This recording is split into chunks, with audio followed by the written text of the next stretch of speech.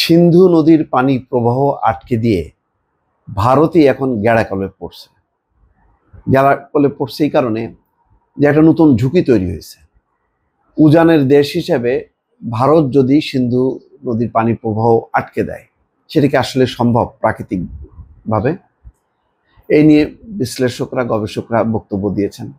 আবার আরেকটা বিপদ হচ্ছে যে ভারত পাকিস্তানের ক্ষেত্রে উজানের দেশ, আবার চীনের ক্ষেত্রে ভাটির দেশ। মানে সোজা কথা হচ্ছে, পাকিস্তান নিচে, তার উপরে ভারত, ভারতের উপরে আছে চীন। 2016 সালের কথা দর্শক মনে আছে? এমন একটা পরিস্থিতি তৈরি হয়েছিল ভারত এবং পাকিস্তানের মধ্যে একটি উত্তেজনা। তখনও ওই পানি প্রবাহ আটকে দেয়া, বন্ধ করার একটি হুমকি ধামকির মধ্যে চীন হঠাৎ করে তার নদীর পানির প্রবাহ বন্ধ করে দেয়। উজান থেকে মানে যে আসা পানি ঢল, যেটা ভারতে আসবে, আটকে দেয়। এটা নিয়ে হইচই হলো। তখন তারা বললো যে তারা একটা জলবিদ্যুৎ কেন্দ্র স্থাপন করবে, সেই প্রজেক্টের জন্য এটা করতে হয়েছে। তো তখন ধারণা করা হচ্ছে যে যেহেতু চীন পাকিস্তানের মিত্র দেশ, ইচ্ছা করে চীন ওই তার পানি প্রবাহটা আটকে দেয়। তখন ভারত বিপদে পড়ছিল।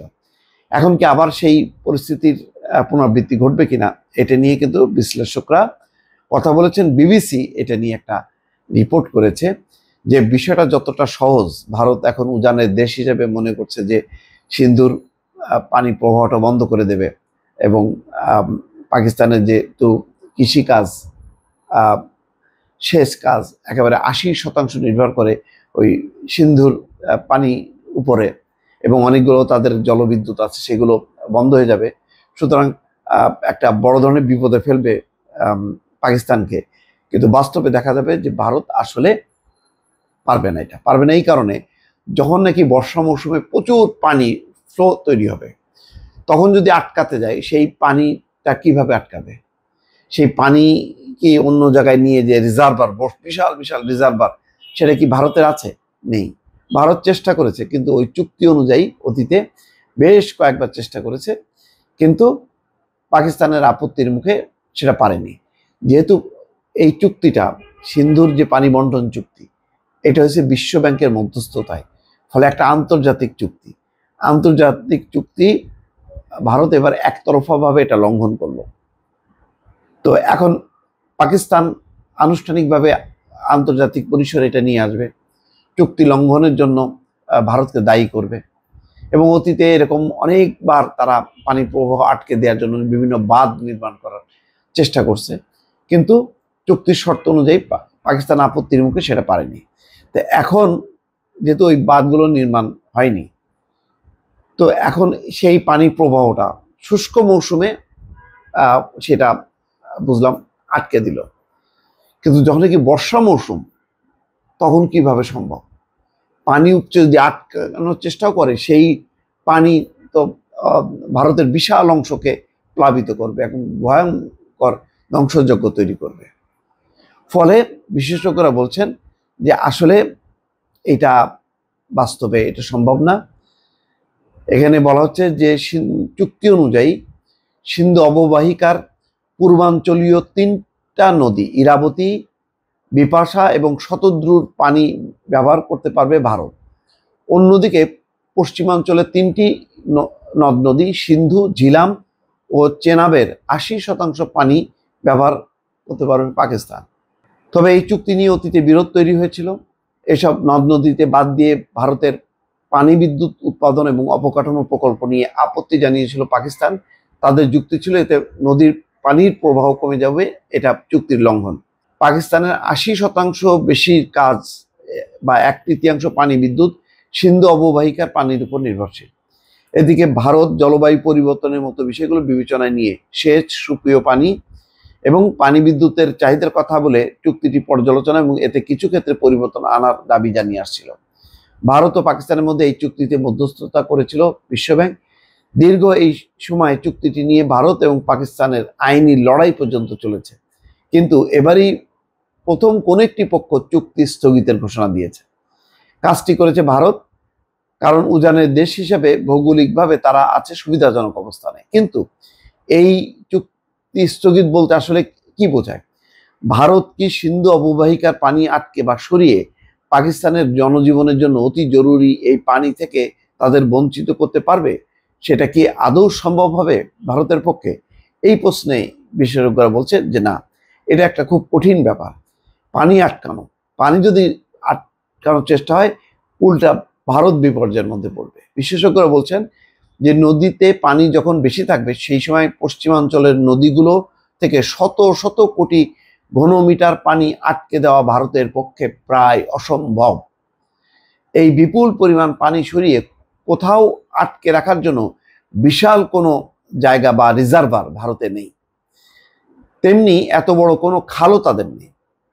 South Asia network on dams, rivers and peoples নামের এক প্রতিষ্ঠানের আঞ্চলিক পানি সম্পদ বিশেষজ্ঞ হিমাংশু ঠাক্কার বলেন, ভারতের যে অবকাঠামো আছে তার বেশিরভাগই বাঁধ ভিত্তিক পানি বিদ্যুৎ প্রকল্প, যেখানে বড় ধরনের জলাধারের প্রয়োজন হয় না।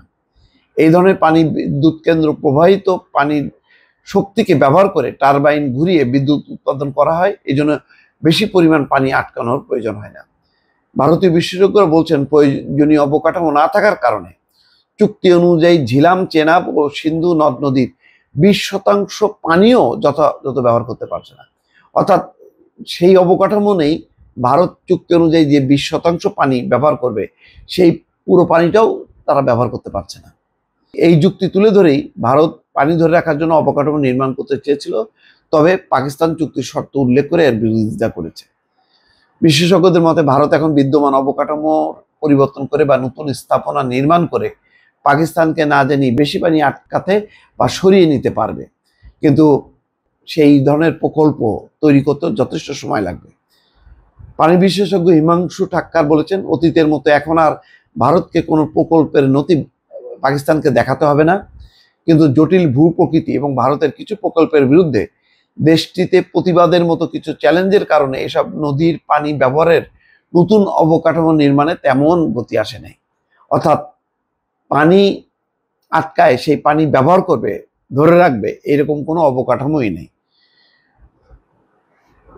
এখন আরেকটা দেখেন যে যেই ঘটনাটা হয়েছে অতীতের ঘটনা, সেটা বলা হচ্ছে যে 2016 সালে ভারত নিয়ন্ত্রিত কাশ্মীরে এক সন্ত্রাসী হামলার পর ভারতের পানি সম্পদ মন্ত্রণালয়ের কর্মকর্তারা বিবিসিকে জানিয়েছিলেন সিন্ধু অববাহিকায় কয়েকটি বাঁধ ও জলাধার প্রকল্পের নির্মাণের কাজে গতি আনা হবে, যদিও এই ধরনের প্রকল্পের অবস্থা নিয়ে তেমন কোনো সরকারি তথ্য নেই। অর্থাৎ খুব একটা ফলপ্রসূ হয়নি। 2016 সালে ভারত নিয়ন্ত্রিত কাশ্মীরে সন্ত্রাসী হামলা হয়, সেই হামলার জন্য পাকিস্তানকে দায়ী করেছিল ভারত। সেবার ভারত সতর্ক করে বলেছিল রক্ত ও পানি একসঙ্গে প্রবাহিত হতে পারে না। ভারতের এই সতর্কতার পর চীন ইয়ারলুং তাসাংপোর, যা ভারতের উত্তর পূর্বাঞ্চলে ব্রহ্মপুত্র নদ নামে পরিচিত শাখা নদীর পানি আটকে দেয়। পাকিস্তানের মিত্র চীন তখন জানায় তারা এটি পানি বিদ্যুৎ প্রকল্পের প্রয়োজনে এটা করেছে। তবে যে সময় চীন এই পদক্ষেপ নেয় তাতে অনেকেই মনে করেন চীন এর মাধ্যমে ইসলামাবাদকে সহায়তা করেছিল। তিব্বতের একাধিক পানি বিদ্যুৎ প্রকল্প নির্মাণের পর ইয়ারলুং তাসাংপো নদীতে বিশ্বের সবচেয়ে বড় বাঁধ নির্মাণের অনুমোদন দেয় চীন। বেইজিং এর দাবি এতে পরিবেশগত প্রভাব খুবই কম, তবে ভারতের আশঙ্কা এর ফলে নদীর উপর চীনের নিয়ন্ত্রণ অনেক বেড়ে যাবে। তার মানে কি দেখেন, ভারত যদি নিয়ন্ত্রণ করে ওই সিন্ধু নদীর পানি, চীন আবার যেহেতু আবার উজানে আছে, ভারতের উজানে চীন আবার আটকে দিতে পারে। ফলে এই পানি নিয়ে যে যুদ্ধ খেলা, এইটা ভারতের জন্য খুব টেকসই হবে না এবং এটা এক ধরনের ঝুঁকি তৈরি করবে। দর্শক ভালো থাকবেন, আল্লাহ হাফেজ।